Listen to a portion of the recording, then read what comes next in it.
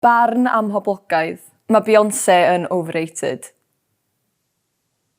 Mae hi yn sgwennu caneuon really empowering, yndi dwi'n dall, dwi'n licio nhw, mae'n dda yn canu a mae'n really dda yn dawnsio.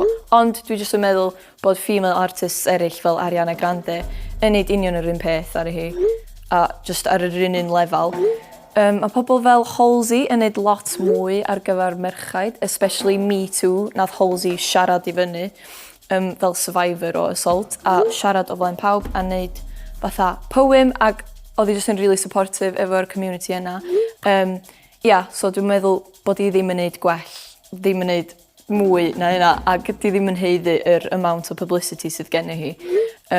Mae Instagram hi reit pretentious dwi'n meddwl a mae jyst yn flauntio pres hi lot.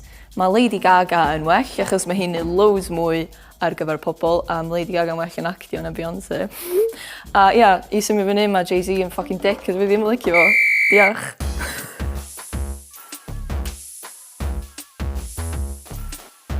Be ydych barn amhoblogaidd chi? Gadewch ni wybod yn y sylwadau.